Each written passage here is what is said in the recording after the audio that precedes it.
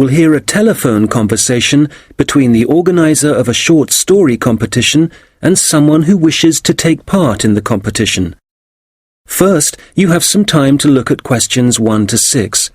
Are you looking to study or work abroad but having a tough time preparing for a perfect score in Ielts or struggling with the time management? We at Unacademy offers you our perfect one-stop solution. Well, the Unacademy platform will certainly boost your listening, reading, speaking and writing and grammatical skills. Apart from that, we have top educators with great professional backgrounds in teaching. For example, to name a few, Sonia Luther, Shivani Nanuda, Garima Sapras, Shivam Prabhu, and Gurpreet Singh. Expert strategies and action plan for both IELTS academic as well as general training courses.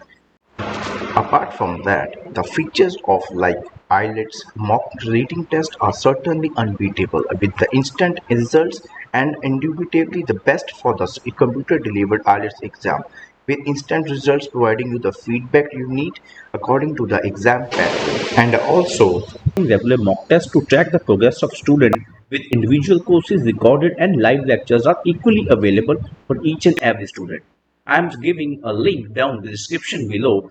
When you use my code RIL10, you will get 10% off on all the subscriptions. So click on the link in the description below and enjoy all the subscription with all the expert educators and fulfill your dream to fly.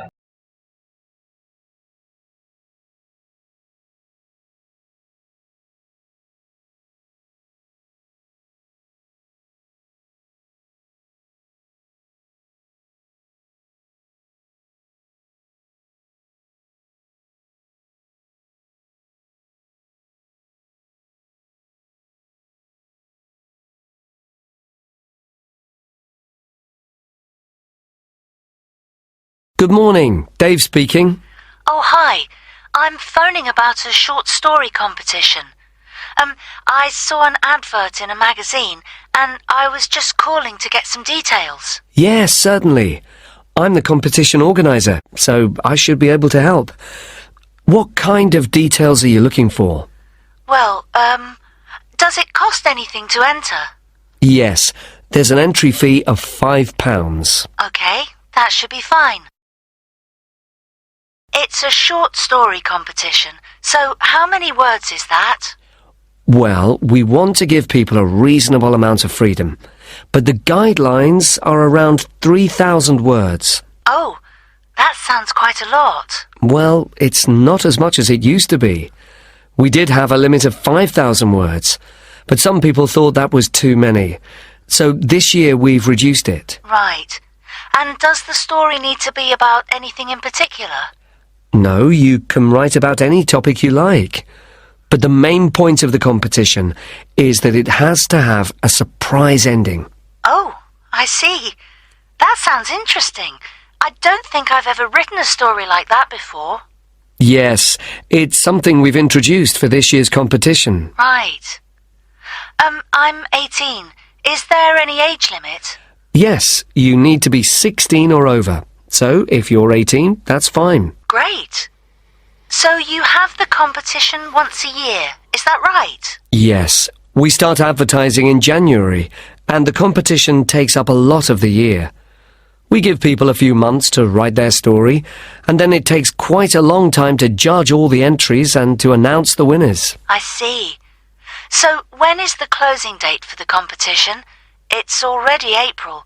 I hope I'm not too late. No, you've still got plenty of time. You need to submit your entry by the 1st of August. After then, it will be too late. Although you can always enter next year's competition. Okay, good. So how do I enter? Well, we have a website, and the best way to enter is to complete the entry form online. We also have more details of the competition on the site.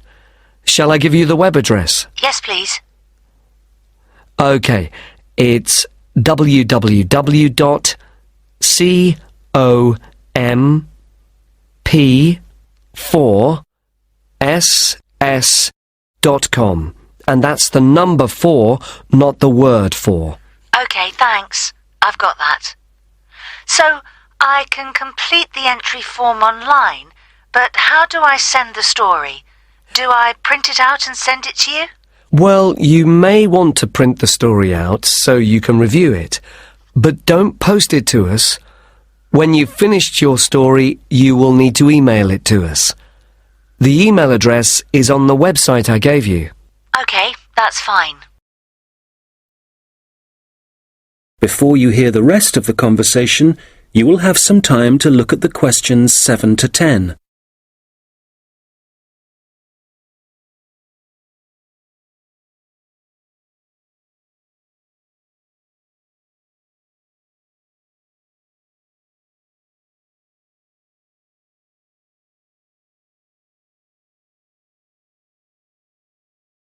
Now listen and answer questions 7 to 10. Can you tell me a bit about how the competition is judged and what the prizes are? Yes, of course. Well, once we have all the entries, I send them to all the judges. Our competition is quite popular, so we are lucky to be able to use famous authors who are very interested in the competition. That's fantastic! It's great to know that someone famous will be reading my story. Yes, that's right. It takes them quite a while to read through the entries, but eventually they decide on the top 5 stories. I see. And what happens then? Well, they will be published online so everyone can read them. They will not be in any order at this point. They will just be the 5 stories that the judges think are the best. And do all the top 5 stories get prizes? No, it's just the top story and the runner-up. So how is the top story decided? Well, once the top 5 stories are available, it will be the public who will vote for their favourite story. Right, I see. So I need to get all my friends to vote for me then? Yes, that's a good idea. And what is the prize? Well, the runner-up gets a prize of £300. But the winner gets a trip to Spain to attend a workshop for writers. Wow, that's brilliant! I'd better get writing straight away. Yes. Good luck. Thanks. That is the end of section 1. You now have half a minute to check your answers.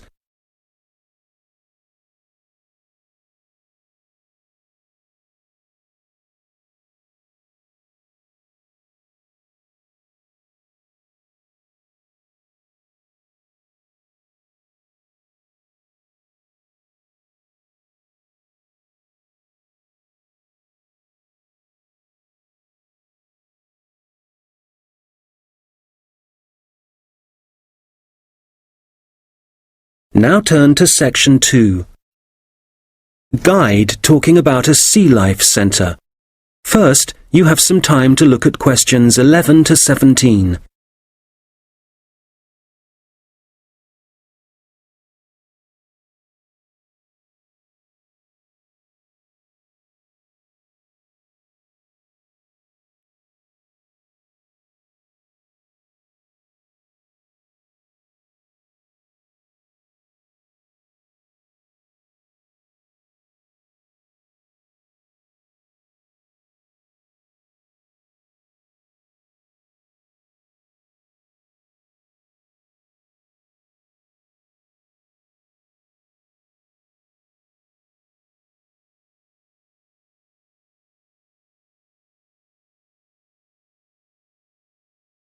Okay, so hi everybody and welcome to the Sea Life Centre.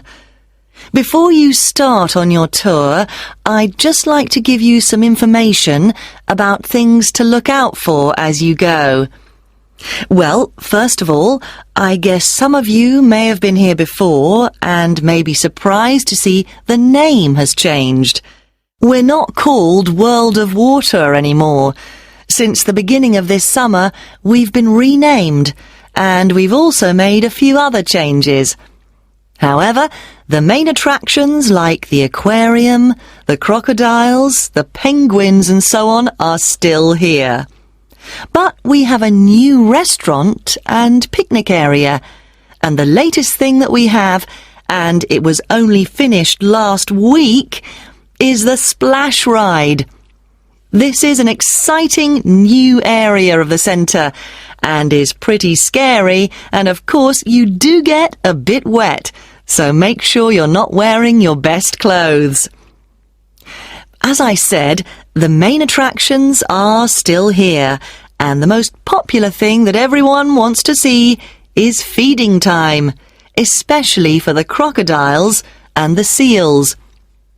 We used to have the main feeding time in the afternoon at around 3 p.m, but we found that some of the animals got a bit hungry waiting until then, and so we now have it at noon. They seem much happier with the new time, although it's a bit difficult to know what they're thinking. Now, I'd like to mention something new that we've introduced this year that we're very excited about. It's called a VIP ticket. The VIP ticket costs an extra £2 per person, and you will be amazed at what it allows you to do. With this, you'll be allowed to feed the sharks.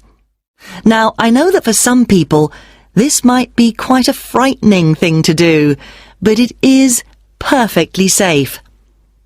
For those of you who are a bit unsure, we do have a video you can watch to see what happens. It's a great experience, and your friends will be very impressed. Speaking of friends, I'd just like to remind you that the Sea Life Centre will be more than happy to organise a birthday party for you and your family and friends. If you need more details, you can speak to me afterwards, and there are also forms at the entrance that you can fill in. I'd also like to bring your attention to the good work that the Sea Life Centre is doing in support of animal conservation. I'm sure you're all aware of the worrying situation with a large number of species facing extinction. Here at the Sea Life Centre, we're taking action by asking as many people as possible to sign a petition.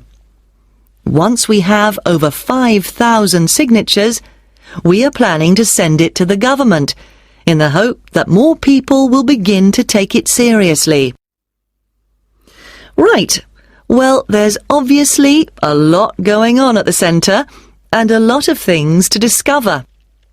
At all the attractions, there is helpful information, so please read as much as you can, and if you want to see what you've remembered, please do the quiz after your visit.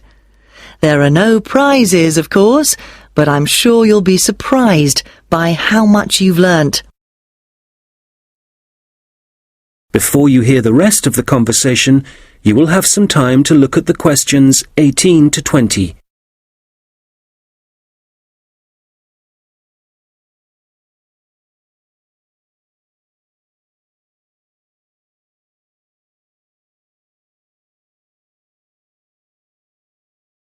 Now listen and answer questions 18 to 20. So, before I leave you all to start your tour, I've just got a few tips.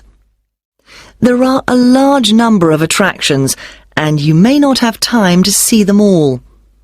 Of course, there are the old favourites like the aquarium and the crocodile cave, but if you don't have time to see everything, make sure you visit Turtle Town, which is beyond the aquarium and the seal centre. This is very special and has a large number of endangered species, and as it's at the far corner of the Sea Life Centre, it often gets overlooked. I also have to apologise for the Penguin Park. This has needed some urgent work to be done, and so will not be open for the next week. We're very sorry about this, but I'm sure you'll find the Seal Centre, which is directly opposite it, will keep you entertained just as much, if not more. We're also very busy today, as you may have noticed on your way in. Everyone starts here at the aquarium, but as it's so big, there's no waiting to get in. But today we're expecting a lot of people to want to see the crocodile cave, as a couple of eggs have hatched out. So expect delays there and, if you like, move on to the seal centre first and then go back when things are quieter towards the end of the day. So, I'll leave you now, but if you have any questions, I won't be far away, and have a great time at the Sea Life Centre. That is the end of section 2. You now have half a minute to check your answers.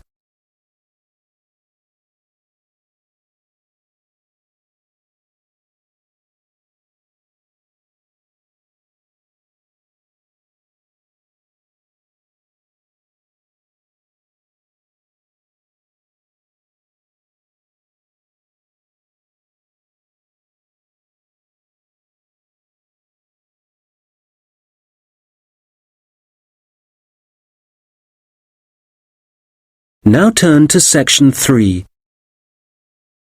We'll hear two students talking about their university studies.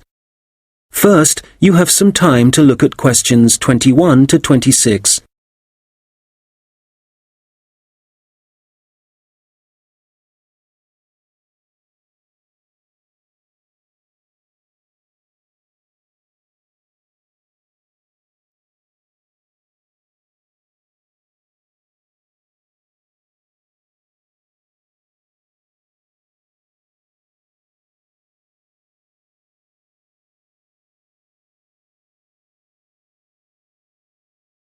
Oh, hi, George. How's it going? Hi, Martina. It's going well. How about you? How's university life? Well, it's great. Apart from the studying, of course. Yeah, me too. What are you studying? I seem to remember that you were going to do art. That was your best subject, wasn't it? No, not really. I just liked the teacher. He was French and had an amazing accent. My favourite subject was history, but I couldn't see what career that would give me. Oh, right. So what did you choose? Well, I found it really difficult to decide. I was really good at science, but I must admit, I never really enjoyed studying it. So, in the end, I decided to opt for English, which was my second favourite subject, and I thought it would be more useful to me than studying anything else. So, that's what I'm doing. How are you finding university? Well, it's a bit of a challenge, I suppose. Are you finding it difficult? Well, some of it. I'm doing mechanical engineering, which is really interesting, but it covers quite a lot of areas, like materials science, machine design, physics, and of course mechanics. And they're all fine. But it's maths that I'm struggling with. It's a lot harder than it was at school. I can believe it. It all sounds very difficult to me. But then I never was very good at mechanical things. I suppose it must involve some practical work. Well, not at the moment. Currently, it's nearly all theory, so it's a bit heavy going. I guess you need to start with that so that you can get a grasp of the concepts and learn a few facts before you start putting it into practice. It must be a lot different to the course that I'm taking. Yes, but in a few weeks we'll be having a lot more practical experience. In fact, I've got a great assignment this term working on jet engines, which means I'll be going on a few field trips to a nearby airport. Oh, that's great. It sounds like you're going to be very busy. Yes, I'm not sure how I'm going to cope with the work. We have a lot of lectures, and that's fine. The lecturers are very knowledgeable, and I learn a lot from them. But we also have a lot of seminars, and I find with so many people expressing their views, it can get quite frustrating. It would be better if we didn't have so many of those. Yes, it's the same for me.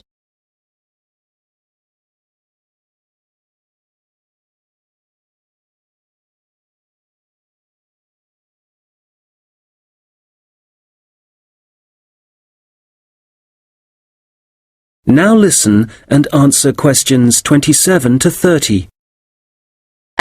How are the students at your place? Well, I haven't really met anyone yet. They all seem a bit quiet. Perhaps they're working hard. They don't appear to be very studious here, but they are very friendly. I must say, I've been doing a lot of sitting around and chatting over the last week or so. Well, that's good. The only person I've spoken to really is my tutor. He's very approachable and seems to understand how difficult it can be starting university. It's good to have someone you can talk to, and he may help you meet other students. Actually, that doesn't bother me. I'm bound to get to know some people sooner or later. It's more a question of finding out what I need to do, where to go, and so on. I hope he can help me with that. Oh, I would have thought so. Well, we certainly have a lot of work ahead of us. It seems like a long time, doesn't it? Studying for 3 years. Yes, it does. But I'm sure it'll go quickly. You know, I'm really dreading the first assessment. Yes. For the course I'm doing, we have to hand our first one in at the end of next month. Really? So, have you got the topic yet? No, but we'll get it soon. I'm not sure how much we have to write yet. Not too much, I hope. I know what you mean. And it's hard to study, especially where I am now. Oh, where are you living? I'm living in a hall of residence. I thought that would be a good idea, as there'd be a lot of people around, but I'm finding it a bit noisy. I can see that I'm going to have problems when I really need to get down to some work. So, I guess you need to be somewhere on your own then? Yes. Well, I do like to have some people around me, so I'd prefer to live with a family somewhere, in a house not too far from the university. Well, good luck with that. Yes, thanks. And good luck to you as well. Oh, I have to dash now. I've another lecture in 10 minutes. Bye for now. Bye! That is the end of section 3. You now have half a minute to check your answers.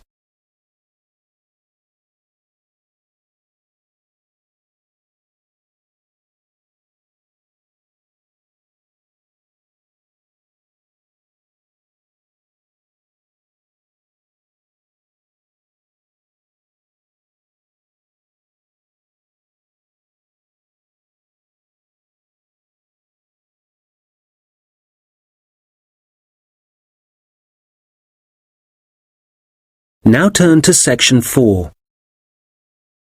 You will hear someone talking about creating a presentation. First, you have some time to look at questions 31 to 40.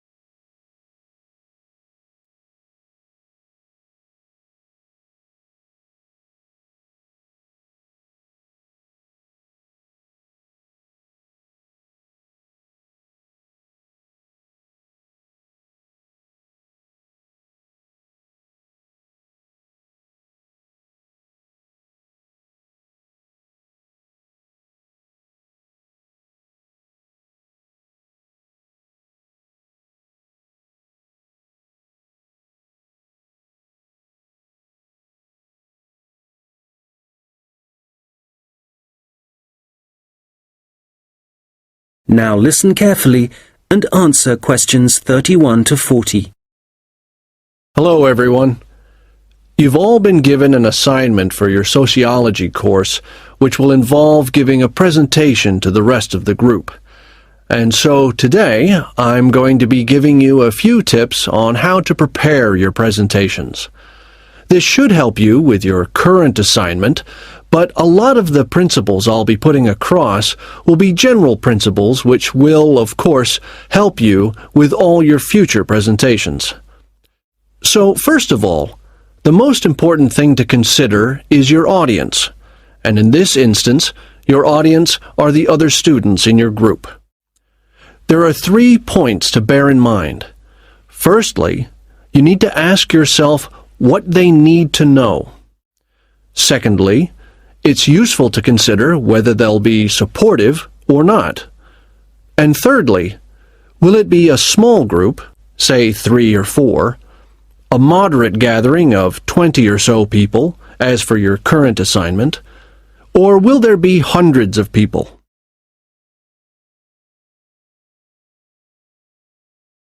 Having said all that, what I'm about to tell you will apply equally to any audience. So, how do you structure your presentation? Right at the beginning, you should tell them something that forces them to pay attention. This could be something surprising or even shocking, but it needs to be relevant. After that, you need a list of items or topics showing them what you'll be covering, rather like an agenda. And then the main part of the presentation will follow. This main part will be the detailed information you'll be presenting, and could include facts, statistics, personal experiences, etc. After this, you should summarize what you've presented and close with what I call next steps. For this assignment, you could simply point the group to other sociology reference material. In other cases, you may want to suggest some actions that people can take. Now, what about the design of the slides for your laptop? Well, the important thing here is to be consistent. You need to have the same type of font and use the same color and size for the same elements. For example, all headers need to look the same. All bullet points need to be presented in the same way. And don't just stick to words. Bring the presentation to life by adding graphics. These could be in several forms, such as pictures, flowcharts, diagrams, histograms, and so on. And so, let's move on now to presenting. You have your presentation prepared, and you're ready to start. Well, it's important to give a good impression from the start. So take 3 deep breaths, look at the audience, no matter how frightening they may be, and be enthusiastic and energetic. As you go through the presentation, remember to provide some variety in the way you speak. So, for example, you can talk fairly rapidly for information that may be familiar, but then slow down for more unfamiliar sections. And change your tone as you speak. Don't keep it at the same level all the way through. As I mentioned, look at your audience. A good tip is to pick people out and look at them for around 5 seconds. Not looking at the audience gives the impression that you're either not interested in them or terrified of them. Looking too long at one particular person may make them feel rather uncomfortable. There may be points in your presentation that you want your audience to really absorb, and in order to make important points stand out, you may consider adding silence right after these. It will give people time to reflect on what you've just said. Also, you may be presenting complicated ideas or technical details, but try to keep everything as simple as possible. Use simple words and as few as possible. And be clear. If you say something like, "This appears to be," it implies uncertainty. So using weak verbs such as appears, seems, could be, etc., needs to be avoided. I'll just finish off with a few thoughts on questions and interruptions from the audience. You may choose to invite questions from the audience as you go, or ask them to wait until the end. Either way, questions should be encouraged, as it provides you with some feedback on how interested the audience is, and how well they're understanding you. When a question is asked, you need to provide an answer that is as accurate as possible. So, initially, my tip is to repeat it. This will ensure you have heard it correctly and will give you a few seconds to gather your thoughts.